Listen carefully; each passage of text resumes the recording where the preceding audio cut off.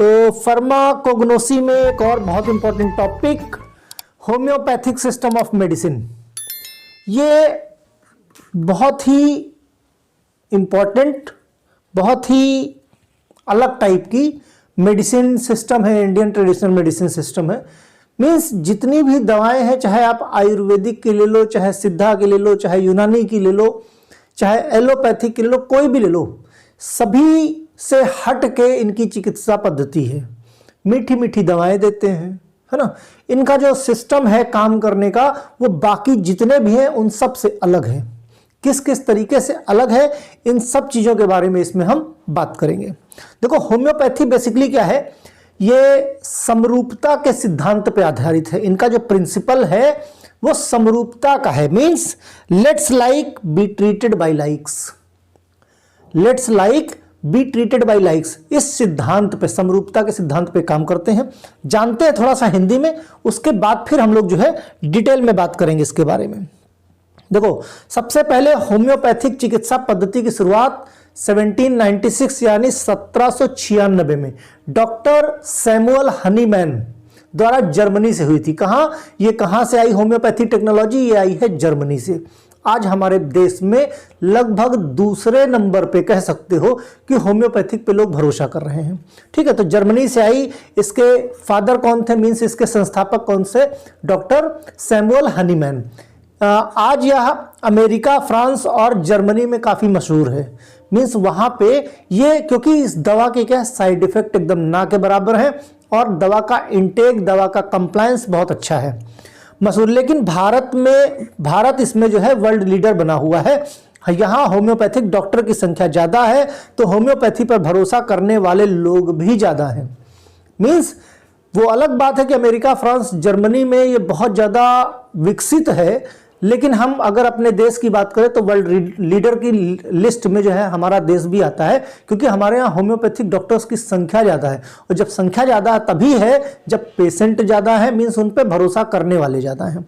भारत सरकार भी अब इस चिकित्सा पद्धति पे काफ़ी ध्यान दे रही है और इस चिकित्सा पद्धति को आयुष के अंदर, जो आयुष मंत्रालय बना है, आयुष के अंडर में इसको भी उन्होंने, इससे भी आयुष मंत्रालय के अंतर्गत जगह दी गई है। एलोपैथी आयुर्वेद की तरह होम्योपैथिक भी एक चिकित्सा पद्धति है। इसमें एलोपैथी की तरह दवाओं का एक्सपेरिमेंट जानवरों पर नहीं होता। बेसिकली एलोपैथी, आयुर्वेदिक जो भी दवाएं हैं, ये भी एक चिकित्सा पद्धति है। मैक्सिमम दवाएं जो हैं उनके क्लिनिकल ट्रायल्स किस पे? जानवरों पे किए जाते हैं। होम्योपैथी की एक अकेली चिकित्सा पद्धति ऐसी है, देखो जो चीजें अकेले हो, मीन्स एक्सेप्शन में हो, उन पे जरूर ध्यान देना। तो होम्योपैथी की अकेली ऐसी चिकित्सा पद्धति है जिसपे क्लिनिकल ट्रायल्स या एक्सपेरिमेंट डायरेक्ट इंसानों पे किए जाते हैं। जानवरों पे, इन पे कोई भी क्लिनिकल ट्रायल, किसी तरह का कोई एक्सपेरिमेंट नहीं किया था, सीधे इंसानों पर टेस्ट किया था। होम्योपैथिक दवाएं एलोपैथिक की तुलना में काफी सुरक्षित मानी जाती है। सुरक्षित से मतलब होता है साइड इफेक्ट, कॉन्ट्रा इंडिकेशन। दूसरी सबसे बड़ी चीज की एलोपैथिक आयुर्वेदिक दवाएं अगर आप लगातार खाते रहो तो उस पर एडिक्शन, हैबिचुएशन हो जाता है। होम्योपैथिक दवा का सबसे बड़ा बेनिफिट यही है कि इसको चाहे जितने लंबे समय तक आपका ट्रीटमेंट चलता रहे, पेशेंट कभी एडिक्ट नहीं होता, एडिक्शन नहीं होता इन दवाओं का। होम्योपैथिक के साइड इफेक्ट काफ़ी कम है।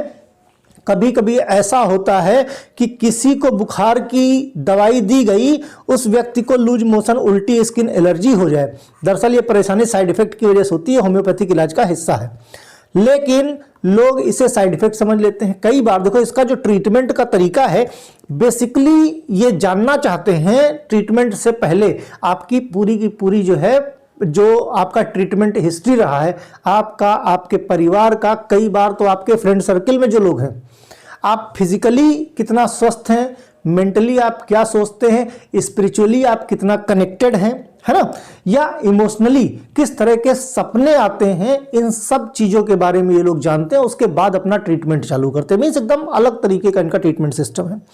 तो ट्रीटमेंट में दवा देने के बाद क्या लोगों को लूज मोशन भी आ जाता है ना, तो लोग एलर्जी भी होने लगती है। तो लेकिन ये जो है इनके ट्रीटमेंट का ही पार्ट है, दवा का कोई साइड इफेक्ट नहीं है, जिसके द्वारा शरीर के अंदर जो भी टॉक्सिन्स होते हैं, जो जहरीले पदार्थ होते हैं, उसको बाहर निकालने का काम किया जाता है।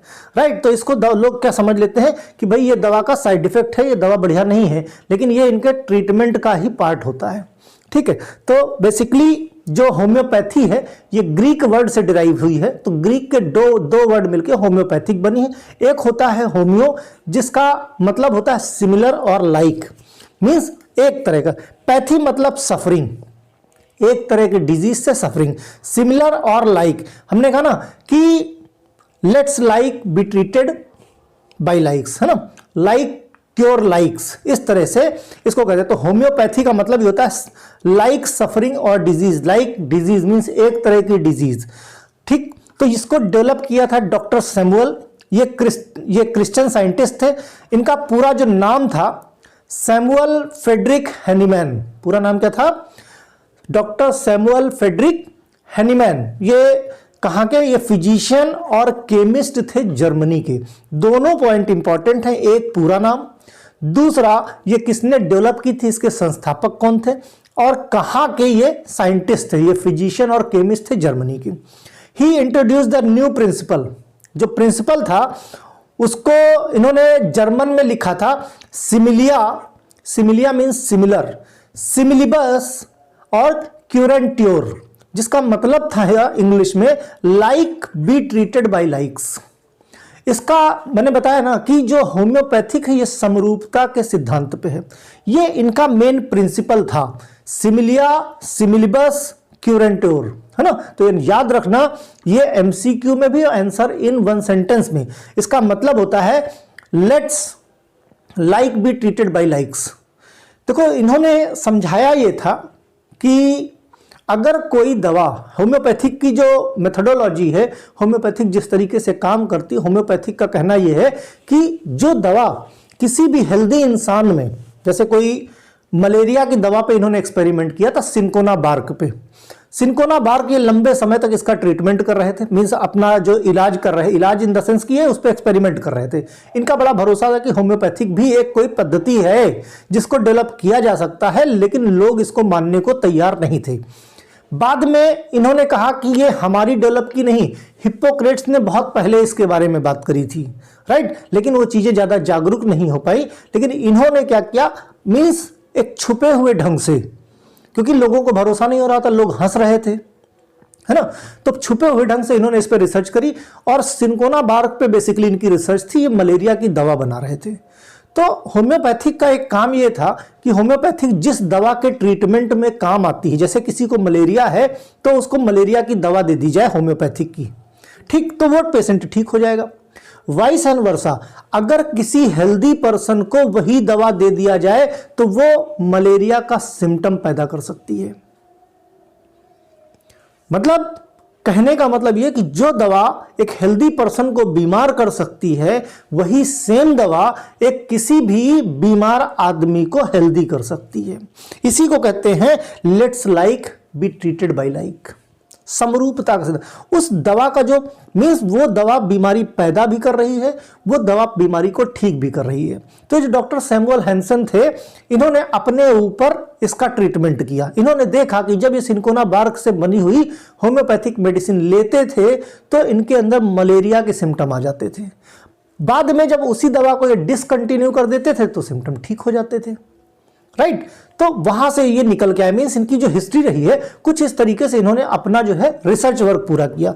तो 1790 में doctor Hahnemann check the effect of anti malarial drug cinchona on his healthy body. Cinchona का अपनी हेल्दी बॉडी में 1790 पे इन्होंने एक्सपेरिमेंट किया। He continue his research in that direction by the studying the effect of different substance on close friend relative ultimate published the discovery 1796। ये अपने ऊपर भी इन्होंने किया, अपने रिलेटिव्स पे भी किया और अपने फैमिली फ्रेंड्स पे भी किया, मतलब किसी को छोड़ा नहीं इन्होंने। राइट। इसीलिए होता ना कि कभी कभी दोस्ती भी खतरनाक हो जाती। वो अलग बात है कि भाई बड़े ब्रिलियंट आदमी थे, इनका जो ट्रीटमेंट का तरीका था बहुत अच्छा था, होम्योपैथी के साइड इफेक्ट बहुत कम होते हैं।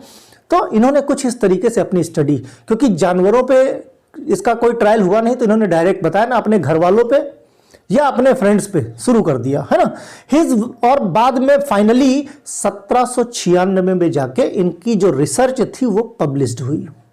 जब पब्लिश्ड हुई तब दुनिया को जाके पता चला कि ऐसी भी कोई रिसर्च है, ऐसी भी कोई चिकित्सा पद्धति है, right. His work was criticised by scientist community. बहुत सारे, जब भी कोई इंसान नया काम करने जाता है बहुत सारे लोग क्रिटिसाइज करते हैं, बहुत सारे लोग टांग खींचने। आप लोग भी अपनी फैमिली से हटके, जो भी ट्रेडिशनल वर्क है उससे हटके कोई काम करने जाओगे तो लोग बहुत हंसेंगे शुरू में, लेकिन जब एक दिन कामयाब हो जाओगे तो वही लोग कहेंगे मैंने ही समझाया था कि ऐसे करना, है ना। तो वो पॉजिटिव कमेंट देना शुरू कर देते हैं। तो doctor Hahnemann has the however sure about his new system of medicine. तो जब रिसर्च पब्लिश हुई तो काफ़ी साइंटिस्ट लोगों, मैंने बताया जब लोगों को पता चला तो लोगों ने काफ़ी क्रिटिसाइज किया, लेकिन जो डॉक्टर हनीमैन थे इनको एकदम 100% भरोसा था, क्योंकि इन्होंने ये ट्रीटमेंट अपने ऊपर खुद किया था। इनको भरोसा था कि ये चिकित्सा पद्धति बहुत बढ़िया है, ठीक है। He maintained that he has not discovered anything new. इन्होंने मेंटेन करके रखा कि हमने कुछ नया डिस्कवर नहीं किया। That these the principle were discovered long back by Hippocrates who emphasize the nature of law to cure. इसके बारे में जो हिप्पोक्रेट्स थे, जिनके बारे में हमने पहले बात की, पहले की चिकित्सा पद्धतियों में बात की, है ना, तो उन्होंने ऑलरेडी इसको जो है नेचर लॉ ऑफ क्योर बताया था हिप्पोक्रेट्स ने। मीन्स इन्होंने इसके बारे में हिंट दिया था। तो जो डॉक्टर सैमुअल थे इन्होंने खाली उस काम को आगे बढ़ाया, तो इन्होंने कुछ नया नहीं किया, ये पहले से ही चिकित्सा पद्धति चली आ रही है।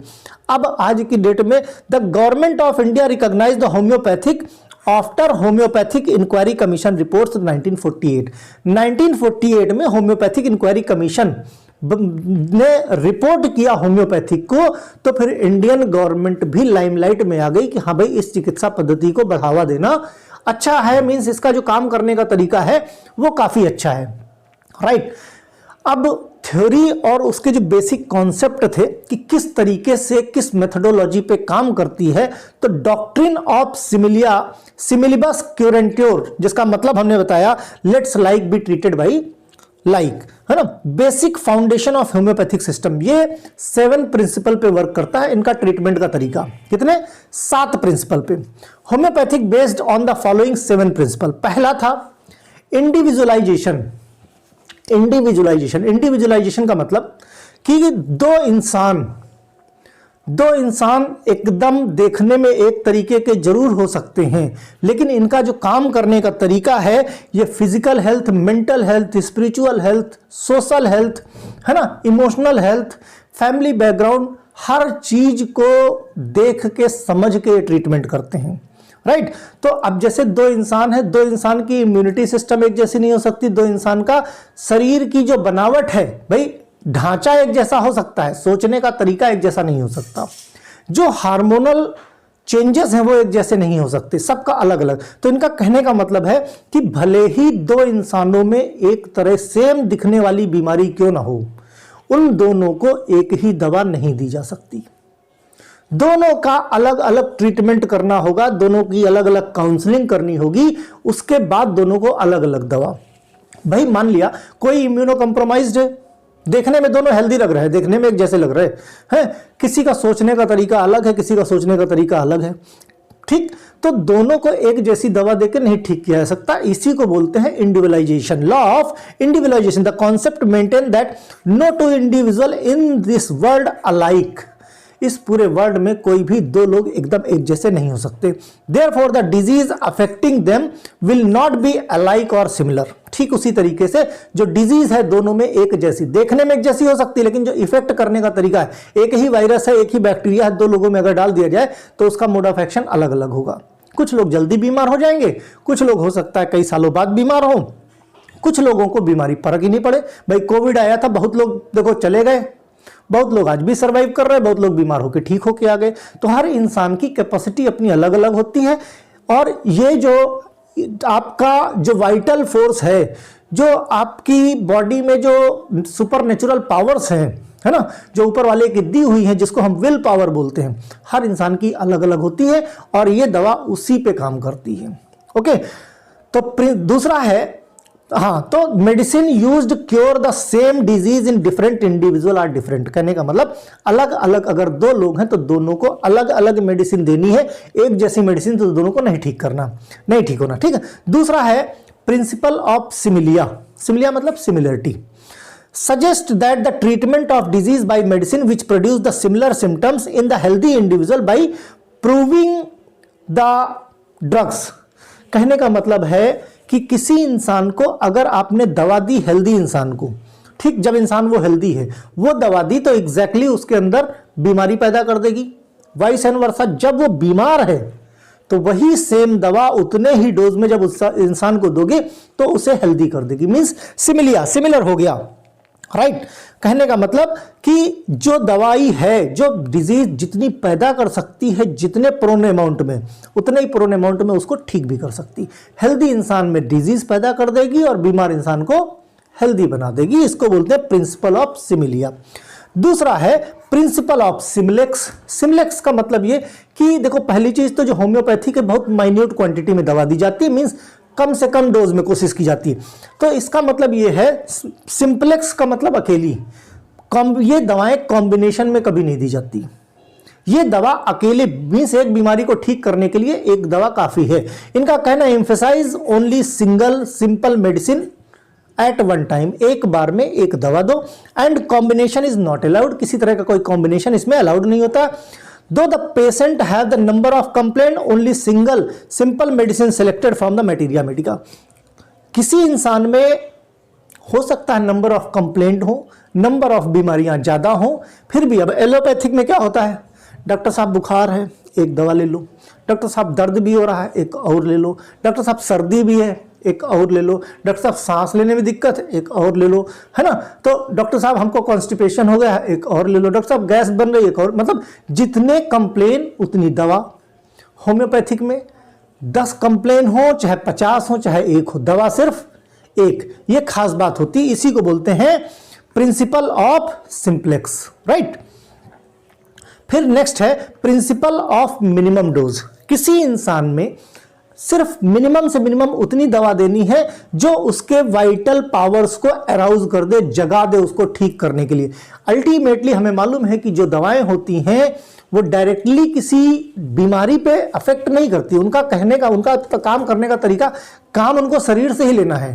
कहते हैं ना, medicines are the used as a catalyst. ये हमारे शरीर के अंदर जो बायोकेमिकल रिएक्शंस चल रहे हैं उनके रेट ऑफ रिएक्शन को बढ़ा देती हैं, तो एक तरह के कैटालिस्ट का काम करती हैं। तो ये जो मिनिमम डोज है उतनी डोज दी जाती है कि जो क्या करे, just sufficient to arouse the vital force of an individual. किसी भी इंडिविजुअल को जो ठीक करने के लिए उसके अंदर की जो पावर है उसको जगा सके, सिर्फ उतनी डोज देनी है, राइट। इसको बोलते हैं principle of minimum dose.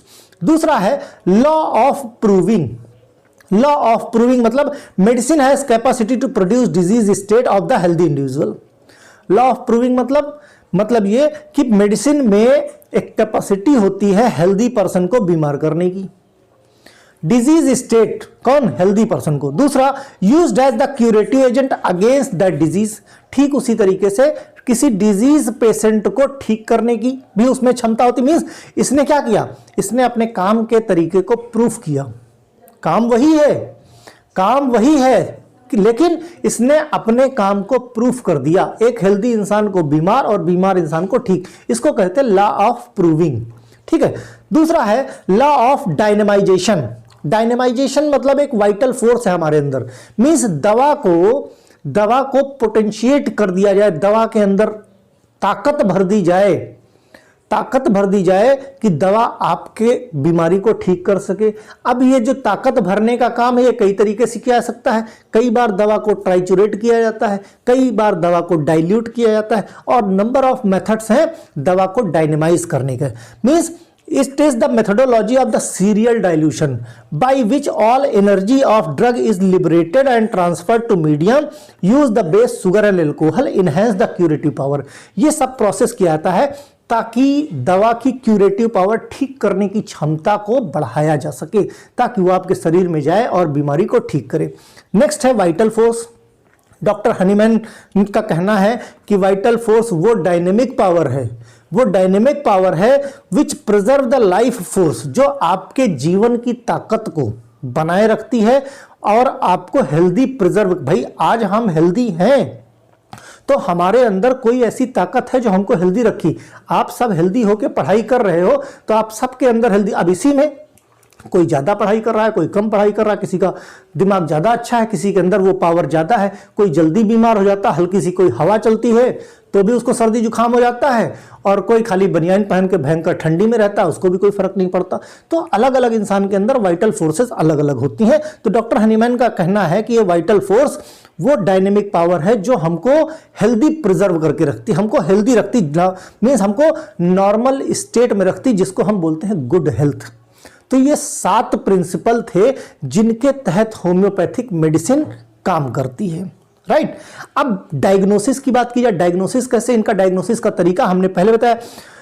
Homeopathic usually collect the extremely detail of the case history, complete case history चाहिए इनको, हर पहलू जो आपसे जुड़ा है, वो चाहे आपके रिलेटिव्स हो, चाहे आपके फ्रेंड्स हो, चाहे आपका फैमिली हो, कहाँ आप रहते हो, कैसे एटमॉस्फेयर में रहते हो, वहाँ सर्दी पड़ती है, गर्मी पड़ती, कैसे कपड़े पहन, हर एक चीज़ की जानकारी ये लोग लेते हैं, तभी आपका treatment. Patient are asked to describe the medical history and current symptom, जो मेडिकल हिस्ट्री पास्ट में रही हो, जरूरत पड़े तो आपके फैमिली फ्रेंड्स की, और करंटली सिम्टम्स क्या दिख रहे हैं। मेजर सिम्टम्स में क्या क्या, मेजर सिम्टम क्या है, दूसरा location, sensation, modality, okay, concomitant और इन्वेस्टिगेटेड, मीन्स ये सारी चीजें इन्वेस्टिगेट की जाती है, जिनके तहत पे ये मीन्स कंक्लूजन पे पहुंचा जाता है कि इसको किस तरह की दवा देनी है। Particular attention give the modalities presenting the symptom, means जो है इस पे ज्यादा ध्यान दिया जाता है कि किस तरह के सिम्टम बॉडी में अपीयर हो रहे हैं। Whether they are according to condition of weather, ऐसा तो नहीं कि मौसम चेंज हुआ उसकी वजह से कोई प्रॉब्लम है।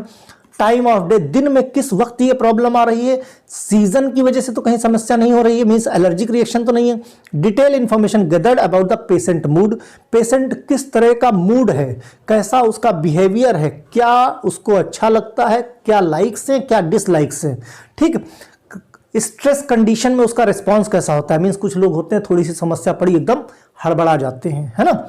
Reaction of food and personality, कैसी उसकी पर्सनालिटी है और किस तरह का फूड खाना उसको पसंद है। Okay, detail help to build the symptom picture of the patient, ये सारी डिटेल जब होम्योपैथिक का जो डॉक्टर है वो जब गेन करता है तो एक पिक्चर डिसाइड हो जाती है कि हाँ भाई ये पेशेंट जो है किस टाइप का पेशेंट है, ठीक है। तो इसको किस तरह की दवा देनी है, अब ये क्लियर हो गया तो फिर दवा कैसे देनी है उसकी बात करते हैं। जो प्रैक्टिशनर होता है always attempt to identify single medicine, कोशिश उसकी हमेशा ही रहेगी कि ऑलवेज जो है एक मेडिसिन, सिंगल मेडिसिन जो है दी जाए, correspond to the patient general symptom picture, जो उसको पिक्चर्स पता चल रहे हैं, सिम्टम्स पता चल रहे हैं, जो उसको आइडिया लग रहा है कि इस तरह की बीमारी है, उसको लेके सिर्फ एक दवा। Two patient with identical diagnosis में रिसीव डिफरेंट मेडिसिन, हमने कहा ना इंडिविजुअलाइजेशन, 2 पेशेंट जिनमें डायग्नोसिस हुई और डायग्नोसिस होके एक ही तरीके की बीमारी पता चली, लेकिन फिर भी उन दोनों को अलग अलग दवा दी गई, 2 डिफरेंट दवाएं, इसी को बोलते हैं लॉ ऑफ इंडिविजुअलाइजेशन, राइट। माना कि दोनों को, मान लिया दोनों को हेपेटाइटिस हुआ, दोनों को हेपेटाइटिस बी हो गया, फिर भी दोनों को अलग दवा, क्योंकि वो दवा हर इंसान के अंदर जाके अलग तरीके से काम करती है। Sometimes treatment consist only 2-3 dose, in some cases medicine prescribed regular daily to 6 week, कई बार जो है 2 से 3 दिन में या 2 से 3 डोज में या 2 से 6 हफ्ते भी लग सकते हैं। ट्रीटमेंट में डिपेंड करता है कितनी क्रोनिक और कितनी एक्यूट बीमारी है। Progress is review time to time, likewise alteration are the medicine of the dilution, means और dilution means time to time पे प्रोग्रेस पेशेंट की कैसी है इसका पता लगाते रहना है, और जरूरत पड़े तो दवा को डायनेमाइज करते रहना है, डाइल्यूट करते रहना, डाइल्यूशन करके उसकी क्यूरेटिव पावर को बढ़ाते रहना है। Most of the homeopathic practitioner treat the chronic to recurrent condition such as the rheumatism, dysmenorrhoea, fatigue, irritable the bowel syndrome, asthma, upper respiratory, UTI, physiological disorders, most of the disease covered, लगभग 3000 different remedies are present in homeopathic medicine system. ठीक है, तो आज की date में India में भी बहुत ज्यादा है। और बात करें अगर तो 3 essential process involve the preparation of remedies. Remedies के लिए जैसे सीरियल डाइल्यूशन, पहला प्रोसेस सीरियल डाइल्यूशन है। इसमें क्या है, टॉक्सिसिटी को, जो भी टायोटॉक्सिसिटी है, डाइल्यूट करके उसको रिड्यूस किया जाता है। सक्सेशन, नंबर ऑफ कई स्टेप्स यूज किए जाते हैं इस मेडिसिन को बनाने के लिए। फिर ट्राइचुरेशन की बात की जाती है, ट्राइचुरेट किया जाता है किसके लिए, ताकि उसकी हम डायनेमिक पावर को बढ़ा सके, डायनेमाइजेशन को बढ़ा सके। तो ये 3 इसेंशियल प्रोसेस इन्वॉल्व होते हैं। फिर कॉमन सोर्सेस की बात करें तो plant source, animal source, mineral and metallic source, in sources से होम्योपैथिक मेडिसिन बनाई जाती है। कुछ और भी अदर सोर्सेज हैं। तो प्लांट में आर्निका, बेलाडोना, मैरीगोल्ड है ना, colchicum, chamomile, hemlock, hyoscyamus, ipecacuanha, lycopodium, opium, ergot, nux vomica और एकोनाइट, ये प्लांट्स हैं। एनिमल की बात करें तो एनिमल्स का सिक्रीशन, सलाइवा, पॉइजन या पूरा एनिमल है ना। मैकफोस, large bird use the antispasmodic drug, crushed honey bee preparation, honey bee को क्रश करके प्रिपरेशन बनाया जाता है, इन्फ्लेमेशन में यूज किया जाता है। मिनरल मेटल की बात करें तो inorganic salt, non metals, acid और मिक्सचर्स एटसेट्रा, ये सोर्स ऑफ मेडिसिन है। यहां से होम्योपैथिक मेडिसिन को क्या एक्सट्रैक्ट करते हैं या यहां से प्रिपेयर करते हैं। इस तरीके से कंप्लीट होम्योपैथिक सिस्टम, इसके आगे चाहे तुम डी फॉर्म करो जाके, चाहे बी फॉर्म, कुछ पूछने वाला नहीं है, राइट। तो ये अपना एप्लीकेशन है, डाउनलोड करके, जरूरी नहीं कि पे करो, आप देख सकते हो कि इसके अंदर क्या क्या चीजें अवेलेबल हैं और सारी चीजें डिटेल में आपको मिलेंगी। एक ही जगह सारे वीडियो मिलेंगे, बहुत सारे वीडियोस के आपको पीडीएफ भी वहीं पे प्रोवाइड कराए जाएंगे। और धीरे धीरे करके टेस्ट सीरीज भी आपको, भाई आने वाले टाइम में एग्जिट एग्जाम होगा है ना, तो इन सब चीजों की टेस्ट सीरीज की प्रिपरेशन भी यहीं पे कराई जाएगी। बाकी कोई समस्या हो तो आप कमेंट करो। Okay, bye.